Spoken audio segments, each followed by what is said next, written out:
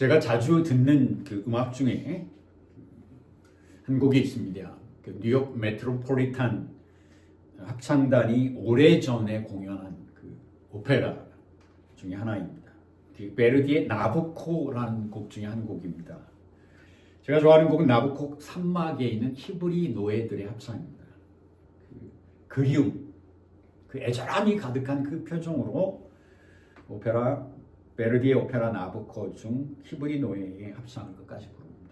이태리 말로 이제 불러지는 노래임에도 불구하고 그 노래에서 들려지는 그 그리움에 대한 감흥들이 놀랍게 잘 전달되고 있습니다. 오페라 나부코가 그렇게 오랫동안 그 사람들의 사랑을 받는 이유는 진실함을 전하기 때문입니다. 바로 여러분과 제가 읽은 시편 137편이 오페라 나부코의 기본이 된 말씀입니다.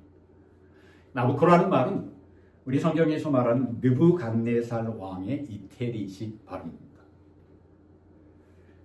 사순절 첫째 주일 우리 그리스도인들과 교회가 이 나부코에서 전해졌던 히브리 노래의 합창에서 보여줬던 그 합창단의 간절한 마음, 그 이상의 믿음의 간절함을 현대 그리스도인들이 회복하기를 소원합니다.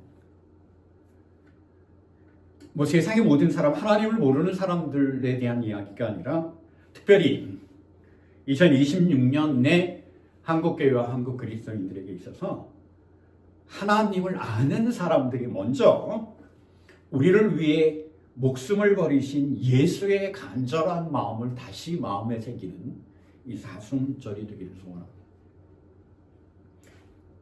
베르디가 오페라로 표현한 그 간절함을 오늘 시편 137편 1편은 이렇게 전하고 있습니다. 우리가 바벨론 여러 강변 거기에 앉아서 시온을 기억하며 울었도다. 바벨론 땅 여기저기 여러 곳의 강변에서 시온을 기억하며 울었습니다. 이 사람들. 시온은 단지 내 고향이기 때문에 이 사람들이 운 것이 아니라 이스라엘 사람들이 시온으로 표현한 하나님의 사랑을 기억하고 울은 것이죠. 예, 이스라엘 사람들은 울어 마땅합니다. 이스라엘 사람들에게 있어서 특별히 이때는 유대 사람이라고 이야기하는데 저는 굳이 이스라엘 사람들이라고 표현합니다. 이스라엘 사람들에게 있어서 바벨론은 축복의 땅이 아니라 징계의 땅입니다. 하나님께 범죄한 이스라엘이 바벨론에 의해 정벌을 당하고 시온에서 끌려가 바벨론에 강제로 살게 됩니다. 그 바벨론에서 어려운 삶을 살면서 하나님 앞에 범죄한 것에 대한 징계의 시간, 그것을 깨닫고 참회의 시간을 보내고 있는 것이 바벨론 시대의 이스라엘 사람들입니다. 고향이 그리워서 울 뿐만 아니라 회개하고 하나님의 용서를 구하기 위해서도 울어야 합니다. 또한 다시 하나님이 자신들을 구원하기를 기다리는 간절함으로 반드시 울어야 될 상황입니다. 하나님이 선택한 백성, 하나님의 사람이 징계를 받는 것은 굉장히 아프고 두려운 일입니다.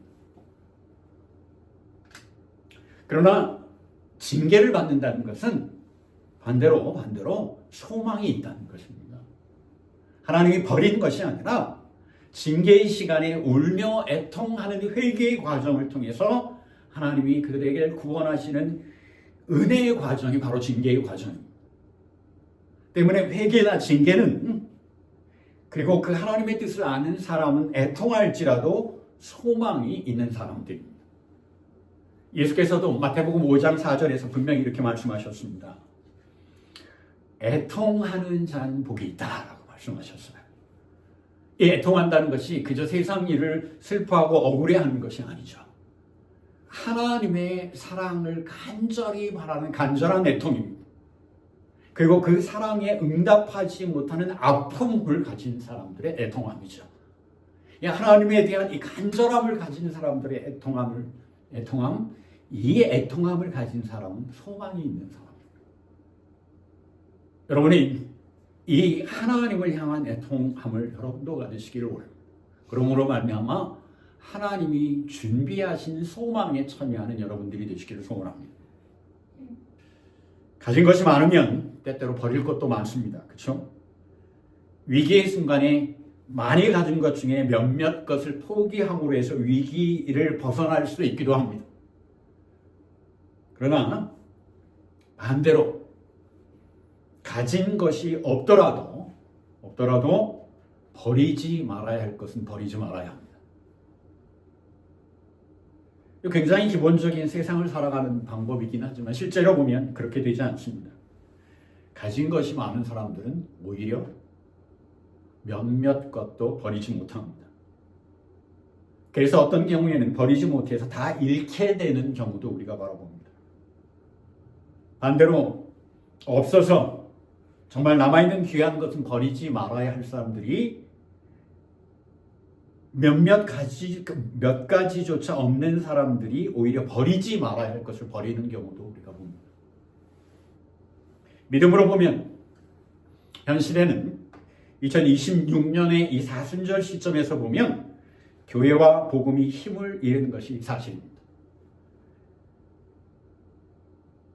왜 힘을 잃었는가? 다른 사람들을 통해서 원인을 찾고 다른 교회들을 통해서 원인을 찾을 것이 아니라 우리 스스로를 점검해야 합니다. 하나님의 사람이 하나님의 능력을 경험할 수 없다면 그것은 분명히 하나님 능력에 대한 문제가 아니라 하나님의 사람에게 문제가 있는 것입니다. 하나님의 사람이 하나님의 능력을 경험할 수 없다면 하나님 보시기에 하나님의 사람이 범죄하였기 때문입니다. 우리가 두루뭉실하게 하나님의 사람이 범죄해왔다고 하지만 그 범죄한 것의 주체는 다른 사람이 아니라 나이라는 것을 깨달아야 합니다. 이것이 애통입니다. 그런데 한국교회가 위기의 순간이라면 버려야 할 것, 회개해야 할 것이 굉장히 많을 것입니다. 우리가 버려야 할 것은 버려야 합니다. 그리고 회개하고 새로 시작해야 할 것은 새로 시작해야 합니다. 그러나 가진 것이 없다고 해도 버리지 말아야 할 믿음 끝까지 지키고 행해야 합니다. 모든 사람이 고난 앞에서 믿음이 오히려 더 강해지는 것은 아닙니다, 여러분. 어떤 분들은 작은 고난에도 버리지 말아야 할 믿음을 버리는 것들을 발견하게 됩니다. 이스라엘 사람들이 바벨론에 살 때 모든 사람들이 회개하고 다 하나님 앞에 돌아간 것이 아니라는 것을 우리가 기억해야 합니다. 어떤 사람들은 그 기회를 인생의 성공의 기회로 삼았고 어떤 사람들은 하나님을 부정하고 하나님을 떠나는 계기가 되었습니다. 그러나 정말 하나님의 사람들은 그 징계의 시간에 오히려 스스로를 돌아보고 하나님께 돌아갔다는 사실을 우리가 기억해야 합니다. 그 스스로를 돌아보는 과정에서 하나님께 돌아가는 과정에서 이스라엘 사람들이 애통한 마음으로 노래하는 구절이 바로 137편 시편 137편의 말씀입니다. 하나님을 사랑하는 사람들, 하나님의 백성이 하나님의 징계를 받을 때 세상도 그들을 아름답게 대접하지 못합니다. 오늘 3절은 이렇게 전하고 있습니다. 우리를 사로잡아 온 자들이 거기에서 우리에게 노래를 청하고 우리를 억압한 자들이 저들의 흥을 돋우어 주기를 요구하며 시온의 노래의 한 가락을 저희들을 위해 불러보라고 하는구나. 하나님을 위한 찬양들이 그리고 하나님의 백성의 능력이 이방인들의 유희가 되고 조롱거리가 됩니다. 업신여김을 받게 됩니다. 이것은 단순히 노래에 대한 그 이야기만이 아니죠. 하나님을 부르는 노래, 찬양을 노래라고 부르는 것도 그렇지만 이 찬양에 대한 그 이야기뿐만 아니라 믿는 하나님의 백성의 믿음 그 자체, 하나님의 백성들의 사고방식, 심지어는 하나님의 말씀조차, 그리고 현대에서는 십자가에 죽으신 예수의 희생까지도 조롱거리가 된다는 사실을 우리가 아프게 깨달아야 합니다. 아무리 그리스도의 사람들이 믿음을 잃거나 하나님의 사람들이 징계 가운데 있어서 부족해 보이고 연약해 보여도 우리 스스로는 버리지 말아야 할 것이 있습니다.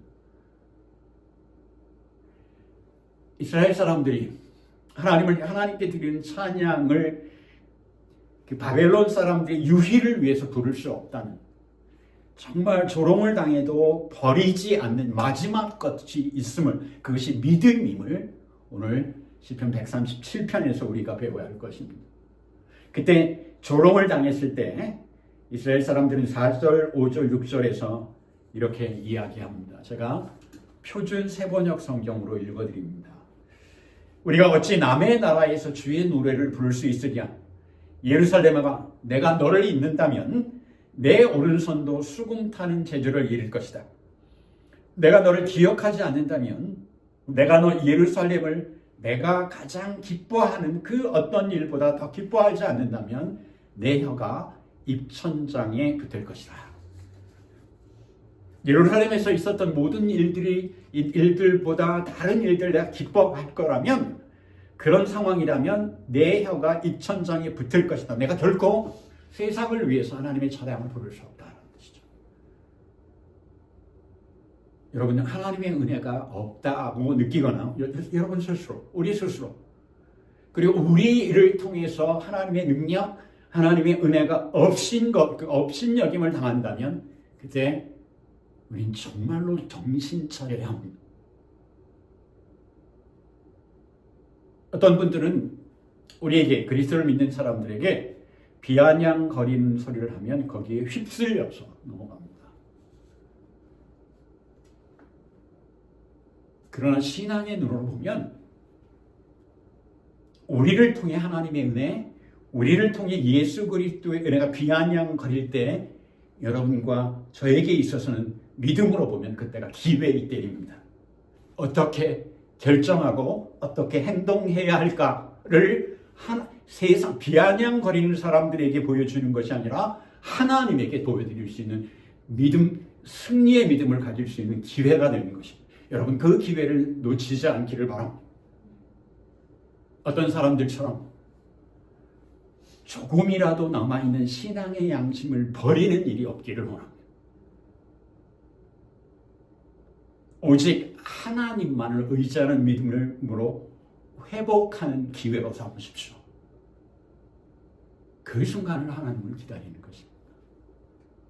그 순간까지 하나님은 우리를 보고 계시는 것입니다. 이사야 40장 31절은 이렇게 전하고 있습니다. 오늘 시편 137편이 이 말씀을 하나님이 주셨을 때 그때와 거의 비슷한 때입니다. 시기적으로 거의 비슷한 상황, 거의 비슷한 때에 하나님께서 주신 말씀, 이사야 40장 31절, 여러분 아시는 말씀. 오직 여호와를 앙망하는 자는 새 힘을 얻으리니 독수리가 날개치며 올라감 같을 것이요 다름박질하여도 곤비하지 아니하겠고 걸어가도 피곤하지 아니하리로다. 이때는 아주 이스라엘이 좋은 상황이 아닙니다. 거듭 말씀드리면 시편 137편과 같은 상황 속에서 있는 상황. 하나님을 믿는 사람이 비아냥거림을 당하고 하나님을 믿는 사람들이 하나님의 은혜로부터 멀어져 간 것 같을 때 너희가 새 힘을 얻으리라고 하나님께서 약속하십니다. 어떤 때? 마지막 순간에 조금밖에 남아있지 않아도 하나님을 향한 믿음을 버리지 않았을 때, 믿음을 버리지 않는 사람들에게 내가 조롱을 당한다 할지라도 끝까지 세상을 향한 노래는 하지 않을 것이다. 그때 하나님께서 우리를 구원하십니다. 우리가 더 이상 내어줄 것이 없지만 그때 하나님을 향한 사랑, 예수 그리스도를 믿는 믿음을 포기하지 않을 때 하나님께서 우리를 회복시키십니다. 구원하시기 위해 친히 우리에게 오십니다. 우리가 하나님을 눈에 보이는 것처럼 보일 수 있도록 오시고 우리가 하나님을 손으로 만질 수 있는 그 느낌을 가질 정도로 하나님이 우리와 함께 하실 것입니다. 여러분에게 그 은혜가 함께 하기를 소원합니다. 특별히 오늘 제가 여러분과 사순절 첫 주 특별한 은혜를 나누고자 하는 말씀은 7절, 8절, 9절의 말씀입니다. 7절, 8절, 9절은 이렇게 전하고 있습니다. 여호와여, 예루살렘이 멸망하던 날 기억하시고 에돔 자손을 치소서. 그들의 말이 헐어버리라 헐어버리라 그 기초까지 헐어버리라 하였나이다. 멸망할 딸 바벨론아, 내가 우리에게 행한 대로 내게 갚는 자가 복이 있으리로다. 내 어린 것들을 바위에 메어치는 자는 복이 있으리로다. 바벨론에 의해 예루살렘이 멸망당할 당시 에돔은 유대와 예루살렘의 철저한 멸망을 원했습니다. 바벨론군과 함께 예루살렘으로 쳐들어 들어와서 정말 그 바벨론 왕에게 헐어버리십시오. 아주 무너뜨리십시오라고 소리를 치며 적극적으로 싸우기까지 합니다. 그리고 예루살렘을 함락시킨 후에 오늘 9절의 말씀인데 느부갓네살 왕은 바벨론 군대와 에돔 군대에게 명합니다. 절벽 끝 벼랑에서 유대 아이들을 아래에 떨어뜨리라고 명령합니다. 바위 아래 던지라고 명령합니다. 이것은 당시 그 성경이 전하는 그 루머가 아니라 당시 고대 근동의 전쟁에서 승리자가 패자에게 공포심을 심어주기 위한 방법이었다고 합니다. 실제로 어떤 자리에 의하면 절벽에서 떨어뜨렸을 뿐만 아니라 실제로 바위에 아이들을 맺혔다고 합니다. 그것을 에돔 군사들이 했고 바벨론 군사들이 했습니다. 그 성경을 잘못 이해하면 유대인 부모가 유대인 자식을 하나님의 사랑을 얻기 위해 바위에 맺히는 것으로 이해하십니다. 그 말씀이 아니고요. 내 자녀를 희생하라고 그 맺혀 죽이라고 하신 말씀이 아닙니다. 오해하지 마십시오. 예루살렘이 멸망할 때 하나님의 백성들이 실제로 당한 사실을 전하는 것입니다. 자신의 자녀들이 그렇게 살해당한 경험을 기억하고 있는 것입니다. 그리고 하나님께서 갚아주시길 기도하는 기도입니다. 인생의 고통과 고난이 없기를 바란다면 우리는 인생을 잘못 알고 있는 것입니다. 인생은 고난이 없기를 바라는 것이 아니라 어떻게 극복할 것인가가 인생의 문제입니다. 어떻게 극복하느냐에 따라 인생이 달라집니다. 여러분 아시지 않습니까? 우리가 무엇을 새로 하려면 어느 단계를 올라서려고 하면 거저되어지지 않습니다. 어려운 과정을 통과해야 합니다. 왜 신앙의 일에 있어서만은 여러분이 이들이 통과하지 않고 주저앉으려 하십니까? 극복해야 합니다. 우리가 어떻게 극복해야 하느냐에 따라 우리의 인생, 우리의 믿음이 달라집니다. 오늘 시편 137편을 통해서 보건대 한 가지는 분명합니다. 오늘 시편 137편의 말씀으로 기도하고 찬양한 사람들은 자신의 자녀가 상함을 당하고 죽임을 당했어도 하나님을 향한 믿음을 버리지 않았다는 사실입니다. 그들이 하나님 앞에 죄를 범해 지금 징계의 땅에 있을지라도 그들이 정말 지금 하나님 앞에 벌을 받고 있을지라도 이 사람들은 하나님의 사랑을 받을 자격이 있는 사람들. 그들이 과거에 우상을 숭배하고 약한 사람들을 돕지 못한 의롭지 못한 믿음을 가졌다 하더라도 이 사람들은 하나님 곁을 떠나지 않았습니다. 오히려 아픔을 통하여 회개함으로 하나님께 도와줬습니다. 원망하는 것이 아니라 하나님만을 의지하는 믿음으로 거듭났습니다. 이들은 하나님의 은혜를 입을 자격이 있습니다. 어떤 사람들이 자기 자녀가 그렇게 비참한 죽음을 당하고 어떤 애들은 살아남았겠죠. 다리가 부러지고 팔이 부러져서 허리가 부러져서 살아남았을까. 그럼에도 불구하고 하나님을 향한 믿음을 잃지 않고 하나님께 기도한 사람들의 신앙 고백이 시편 137편의 기도입니다. 여러분에게 이 믿음이 있기를 소원합니다. 현재 특별히 한국교회가 죽어가고 있는 것처럼 보일 정도로 약해지고 있습니다. 복음의 능력의 말씀으로 전해지지 못하고 있습니다. 그러나 우리가 분명히 알아야 합니다. 교회가 약해지고 복음의 능력이 없어지는 것 같이 보여도 하나님의 능력은 사라지지 않았다는 것입니다. 하나님의 사랑은 아직도 계시다는 것입니다. 여러분이 그 능력과 그 능력을 입으시고 하나님의 그 사랑을 회복하시길 원합니다. 복음, 복된 말씀, 예수께서 우리를 구원하시기 위해 십자가에 고난당하시고 죽으셨습니다. 이것을 믿기만 하면 우리가 구원받는 임. 우리의 믿음, 우리의 은혜, 우리의 구원은 하나님이신 예수께서 죽으시기까지 고난당하시고 주신 은혜입니다. 정말 목숨을 버려 주신 값진 것입니다. 이 값진 것을 값진 것으로 알지 못한다면 이 값진 것을 가질 수 없는 것이 분명합니다. 가진 것이 많아서 많이 가져봐서 가진 것이 좋아서 버려야 할 것을 버리지 못하고 포기해야 할 것을 포기하지 못한다면 어느 순간 모든 것을 잃을 수도 있고 썩어질 수 있다는 것을 우리가 우리의 삶을 통해서 알고 있고 경험하고 있습니다.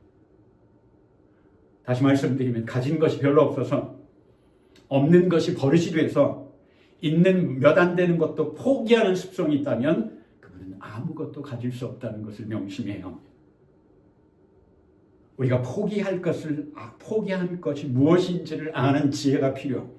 버려야 할 것을 버리고 거듭날 수 있는 믿음의 지혜가 있어야 합니다. 뿐만 아니라 없다 하더라도 결코 포기해서는 안 될 것은 결코 포기해서는 안 됩니다. 귀한 것이 능력이 없어도 귀한 것은 지키려는 안간힘을 쳐야 지킬 능력이 생기게 되는 것입니다. 그때 하나님이 채워주시는 것입니다. 예수께서 죽음에 이르는 고난을 통해 주신 믿음, 은혜, 구원을 위해서라면 우리가 가진 모든 것을 던질 수 있어야 합니다. 그래야 하나님의 은혜를 간직할 수 있습니다. 우리가 자신의 자녀들이 아픔을 당하는 상황에서도 끝까지 예수 그리스도의 사랑하심에 매달릴 때 우리가 하나님의 은혜 안에 거하게 되는 것입니다. 우리가 우리 아이들을 맺힐 수 없습니다. 그래서는 안 됩니다. 그러나 그런 아픔을 당할지라도 그 아픔들을 통하여 하나님께서 얼마나 우리에게 귀한 것을 주셨는지 바로 보고 정말 아프게 볼 수 있는 영혼의 믿음, 정말 영혼에 새겨진 믿음을 여러분과 제가 회복하기를 원합니다. 이 사순절에 얼마나 아픈 신앙 고백입니까? 자녀의 죽음을 넘어선 시편 137편의 사람들의 믿음을 여러분과 제가 본받기를 원합니다. 동시에 이 온 세상보다 크신 하나님의 뜻을 우리의 어설픈 경험과 우리의 어설픈 성경 해석으로 하나님의 놀라운 은혜와 그 경륜들을 날려버리지 말아요. 정말 순수하고 현명한 그리스도인의 사람이 되어야 합니다. 이사야 59장 1절과 2절은 또한 절망에 있는 징계 가운데 있는 이스라엘에게 이렇게 말하고 있습니다. 여호와의 손이 짧아서 구원하지 못함도 아니요 귀가 둔하여 듣지 못하심이 아니라 오직 너희 죄악이 너희와 하나님 사이를 갈라놓았고 너희 죄가 그의 얼굴을 가리어서 너희에게서 듣지 아니하시게 함이라. 사순절 기회입니다. 한국에서 명절 때마다 이제 많은 분들이 고향으로 부모님께 갑니다. 그 깨어진 사랑을 가족 간의 사랑을 회복할 수 있는 기회가 돼요. 가는 것이 귀찮고 힘들고 어렵죠. 사순절 우리가 하나님의 은혜를 회복하는 기회가 되기를 원합니다. 어떤 일들을 하는 것은 귀찮고 힘들지만 그 귀찮고 힘든 것을 넘어야 우리가 하나님과의 과정도 한 단계 업그레이드 할 수 있습니다. 우리가 믿음의 사람으로 버려 마땅한 것은 버려야 합니다. 회개에 마땅한 것을 피할 것이 아니라 우리 스스로 회개해야 합니다. 그러나 무엇보다도 하나님의 사랑이 얼마나 값진 것인지 그 귀함을 다시 새기길 원합니다. 예수 그리스도의 은혜가 얼마나 놀라운 것인지, 예수 그리스도의 고난이 얼마나 감격한 것인지 우리의 영혼과 뼈에 새기는 사순절이 되길 원합니다. 그리 안되면 위기인 시대, 경제적으로도 위기요, 정치 사회적으로도 위기인 이 시기에, 우리의 믿음도 위기인 이 시기에 여러분과 저는 위기의 시기이지만 징계의 때이지만 소망의 믿음으로 다시 설 수 있게 됨을 믿습니다. 여러분과 제가 정말 이 위기의 시대, 징계의 시대에 오히려 하나님을 향한 사랑과 하나님을 향한 뜨거움들을 회복하는 2026년의 사순절이 되기를 소원합니다.